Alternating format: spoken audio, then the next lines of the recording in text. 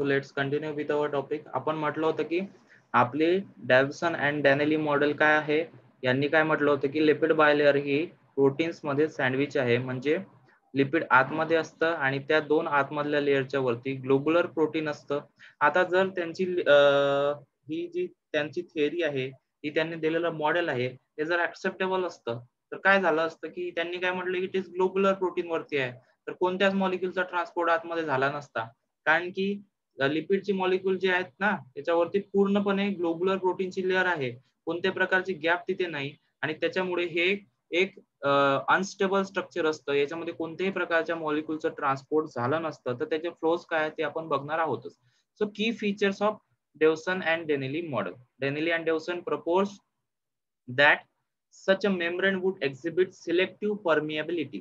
त्यांनी पण सांगितलं की काही सिलेक्टिव्ह मॉलिक्युल्स आतमध्ये जाऊ शकतात, being capable of distinguishing between molecules of different size. The plasma membrane of Dawson-Danieli model can differentiate it between the size of the molecule, solubility properties, and also between ions of different charges.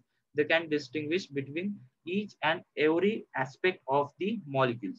A protein lipid sandwich, it is protein and lipid sandwich.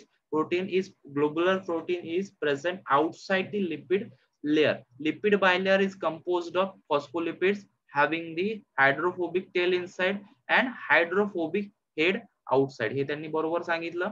Proteins coat the outer surface, ते पूर्ण जे outer surface आहे त्याला काय करतं, proteins जे coat करण्याचं काम हे करत असतं.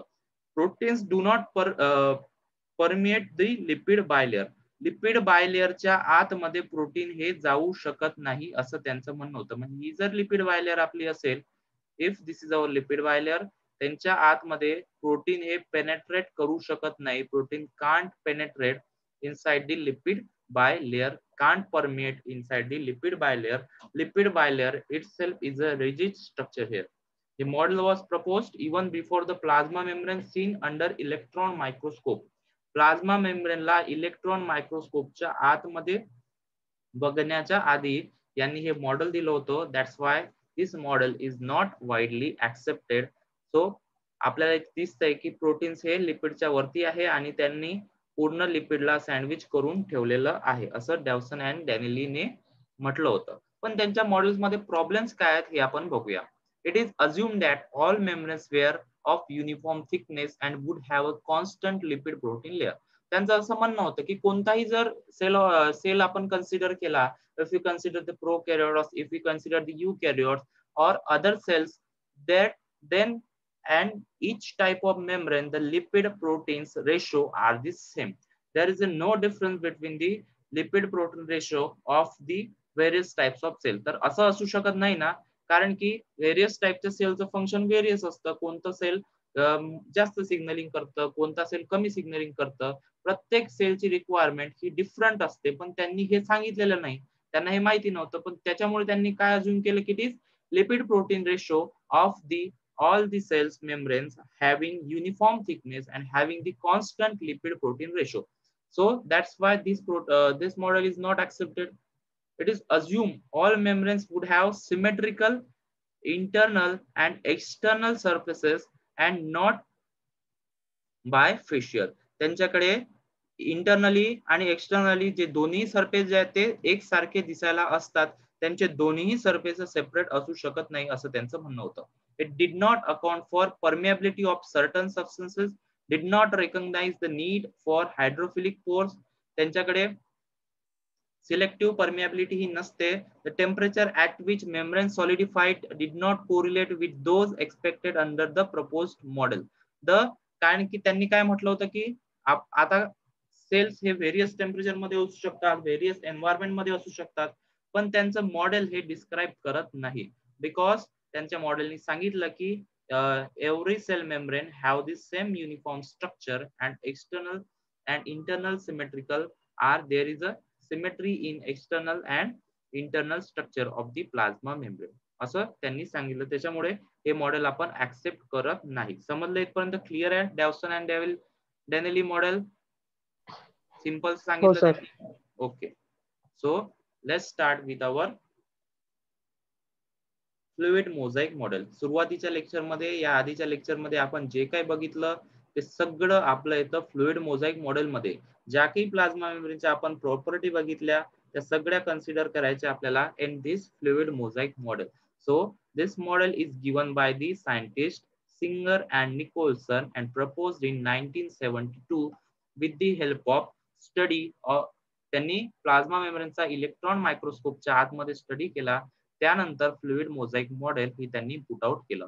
Proposed fluid mosaic model membrane structure according to biological membrane. आता जे काही आपण बघितलं सुरुवातीच्या लेक्चरमध्ये ते सगळं आपण इथे रिवाइज करणार आहोत. According to this biological model there is a lipid bilayer. काय म्हटलं त्यांनी, त्यांच्यामध्ये लिपिड बायलेअर असते. 2 molecules thick layer consisting primarily of amphipathic phospholipid. त्यांच्याकडे amphipathic नेचरचे असतात. फॉस्फोलिपिड म्हणजे त्यांच्याकडे फॉस्फेट प्रेझेंट असणारे.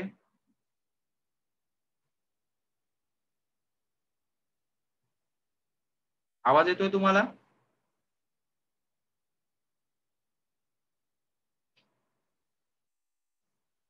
आवाज येतोय माझा क्लिअर?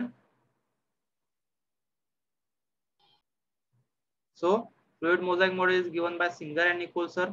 त्यांच्याकडे एम्फिपॅथिक फॉस्फोलिपिड असतं म्हणजे लिपिड कडे फॉस्फेट ग्रुप प्रेझेंट असतं म्हणजे phospholipid, in which protein molecules are embedded. फॉस्फोलिपिडच्या लेअरमध्ये, फॉस्फोलिपिडच्या लेअरच्या आतमध्ये प्रोटीनचे जे मॉलिक्युल्स आहेत ते एम्बेडेड असतात. कशा प्रकारे, डायग्राम बघूया एक. इफ दिस इज लिपिड बायलेअर, तर या लिपिड बायलेअरच्या आतमध्ये प्रोटीन आपले एम्बेडेड असतात. सो अशा पद्धतीने आपलं प्रोटीनचं स्ट्रक्चर हे लिपिडच्या बायलेअरच्या आतमध्ये आपल्याला दिसून येतं. The bilayer gives fluidity and elasticity to the membrane. Bilayer काय देतं, फ्लुइडिटी अँड इलास्टिसिटी देतं. बिकॉज त्यांच्यामध्ये, त्यांच्या लिपिडमध्ये कॅरेक्टर असतं की ते मेम्ब्रेनला फ्लुइडिटी देऊ शकतं. Small amount of carbohydrates also found. आपण बघितलं होतं जेव्हा डायग्राम बघितली आपण त्यावेळेस बघितलं आपण की कार्बोहायड्रेट आपल्याला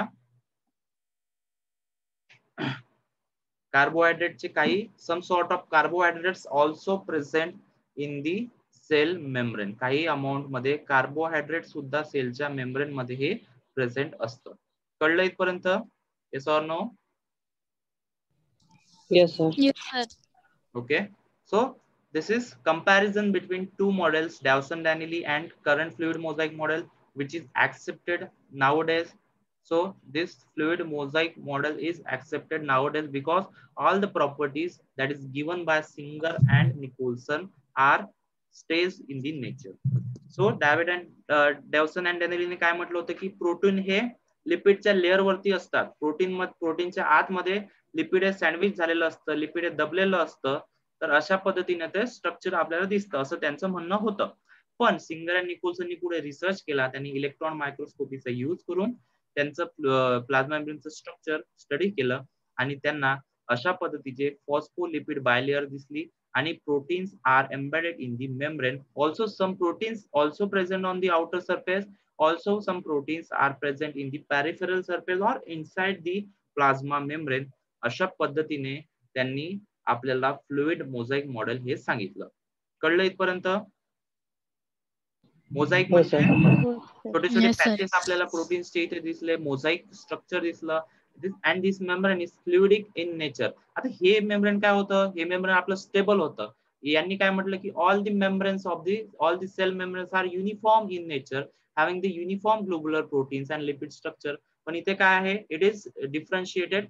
सेल टू सेल काय होतं, प्लाझ्मा मेम्ब्रेनचं स्ट्रक्चर व्हॅरी होतं, पण basic composition of the lipids and proteins are like this. Proteins are embedded in the plasma membrane. म्हणून these models are widely accepted. So इथे दिसतंय तुम्हाला, आपल्याला आपण म्हटलं की लिपिड बायलेअर आपल्याला दिसते. This is our proteins having the function of transporter, having the proteins channels. प्रोटीनचे चॅनल आपल्याला असतात. काही मॉलिक्युल्स जर सेलच्या आतमध्ये आपल्याला इनसाइड पाठवायचे असते तर ते मॉलिक्युल्स पाठवण्यासाठी प्रोटीन चॅनल हे मदत करत असतं. ग्लायकोलिपिड, लिपिड सोबत जर carbohydrate, lipid with carbohydrate attach, lipid सोबत जर कार्बोहायड्रेट अटॅच असला तर त्या लिपिडला म्हणायचं glycolipid. Some sort of glycolipids are present inside the plasma membrane. तर अशा पद्धतीने ग्लायकोलिपिड प्रेझेंट असतात जे की सिग्नलिंगचं काम करतात. Glycoproteins, proteins with carbohydrate attach. जर प्रोटीन सोबत कार्बोहायड्रेट मॉलिक्युल्स अटॅच असला, ग्लायको म्हणजे कार्बोहायड्रेट, प्रोटीन म्हणजे प्रोटीन, प्रोटीन सोबत कार्बोहायड्रेट अटॅच आहे म्हणून त्याला ग्लायकोप्रोटीन हे म्हटलं आपण. So peripheral membrane proteins are some present, some peripheral membrane proteins also present which is inside the cell. अशा पद्धतीने आपल्याला स्ट्रक्चर असतं. some cholesterol present which is peculiar character of animal cell membrane. Some cholesterols are present which maintain the fluidity of the plasma membrane, and cytoskeletal filaments are present for the extra rigidity of the plasma membrane. Some integral membrane proteins. Integral membrane proteins म्हणजे काय हे बघा. आता इथे तुम्हाला एक हा तुम्हाला प्रोटीन दिसतोय, हा थोडा याचा जो भाग आहे, काही भाग आहे याचा आउटसाइड आपल्याला फेस करताना दिसतो.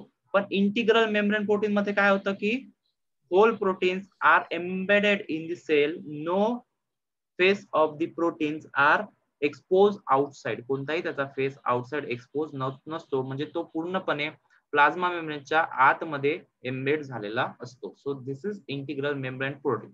सो अशा पद्धतीने आपलं फ्लुइड मोझाइक मॉडेल आपण स्टडी केलंय. समजलं इथपर्यंत? क्लिअर आहे? Yes, sir. Yes, sir. So the proportion of proteins, lipids and carbohydrates in the plasma membrane vary with the cell type. According to various cell type, प्रत्येक sale टाईपच्या नुसार त्यांचं protein, lipid आणि carbohydrate concentration हे vary होऊ शकतं. For example myelin sheath contains 80% protein and 76% lipid. Mitochondrial inner membrane contains 76% proteins and 24% lipids. Myelin sheath मध्ये lipid जास्त प्रमाणात असतं, मायटोकॉन्ड्रियल इनर मेम्ब्रेन मध्ये प्रोटीन जास्त प्रमाणात असतं. तर it depends on nature of this cell. The composition of plasma membrane is the proportion of proteins, lipids and carbohydrate in the plasma membrane vary according to which type of cell it is. प्रत्येक सेलचं हे plasma मेम्ब्रेनचं composition हे same असतं, पण त्यांचं proportion, protein किती प्रमाणात आहे, lipid किती प्रमाणात असतील त्याच्यामध्ये, कार्बोहायड्रेट किती प्रमाणात असतील, हे डिपेंड आहे त्यांच्या नेचरवरती. ते कशा पद्धतीने फंक्शन करतं याच्या नेचरवरती त्यांचं कंपोजिशन हे डिपेंड असतं. The main fabric of the membrane is composed of amphipathic, dual loving phospholipid molecule. आपण सगळं बघितलं. Hydrophobic or water loving areas of those molecules are in contact with aqueous fluid of both inside and outside the cell. हे सगळं आपण बघितलं. Hydrophilic polar head outside आणि inside सेलच्या present असतं. हायड्रोफोबिक वॉटर हिटिंग मॉलिक्युल्स टेंड to non polar, त्याला आपण नॉन पोलर मॉलिक्यूल म्हटलं. अ phospholipid molecule consist of 3 carbon glycerol backbone with 2 fatty acid molecule attached with carbon 1 and 2 and phosphate containing group attached to third carbon. आता हे एवढं detail मध्ये लक्षात घ्यायची गरज नाही, तुर्तास इतकं लक्षात ठेवायचं की त्यांच्यामध्ये काहीतरी ग्लिसरॉलची बॅकबोन असते आणि एक फॅटी ऍसिडची चेन आपल्याला दिसायला मिळते. Arrangement gives overall molecules and area describe as its head which has polar character or negative charge. त्यांच्याकडे निगेटिव्ह चार्ज असतं त्यांच्या हेडकडे लिपिडच्या, आणि त्यांच्या टेलकडे, tail is made up of fatty acid which have no charge. Polar हेडकडे म्हटलं आपण, polar head is charge having the negative charge and non-polar tail having the no charge. त्यांच्याकडे कोणत्याही प्रकारचे चार्ज नसतं. आता पोलर हेडकडे चार्ज आहे म्हणजे लिपिडच्या पोलर हेडकडे चार्ज आहे, निगेटिव्ह चार्ज आहे म्हटलं आपण, म्हणजे with the help of electrostatic interaction protein can interact with the plasma membrane. काही इलेक्ट्रोस्टॅटिक इंटरॅक्शनचा यूज करून काही प्रोटीन्स प्लाझ्मा मेम्ब्रेन सोबत इंटरॅक्ट करू शकतात ना. जर एखाद्या प्रोटीनकडे पॉझिटिव्ह चार्ज असला आणि plasma membrane negative polar head आपण म्हटलं, तर ते काय करू शकतात, with the help of electrostatic interaction they can interact with the cell membrane. जे आपण इथे सगळे प्रोटीन बघितले, ग्लायकोप्रोटीन बघितले, सरफेस प्रोटीन बघितले, जे सरफेस वरती अटॅच असतात, तर ते प्रोटीन कशाने इंटरॅक्ट झालेले असतील, मग इलेक्ट्रोस्टॅटिक इंटरॅक्शनने इंटरॅक्ट झालेले असतील. Because polar head having the negative charge and the proteins of the outside that is present outside of the cell membrane may have the positive charge That's why the electrostatic interaction are in between them. That's why they can interact with the cell. इथपर्यंत clear आहे सगळ्यांना? So आजच्या lecture मध्ये आपण बघितलं दोन model डॅवसन and डॅनिली बघितलं. पुढच्या लेक्चर मध्ये आपण सेल ऑर्गेनेल कोणत्या कोणत्या पद्धतीचे आहेत आपल्याकडे ते आपण बघणार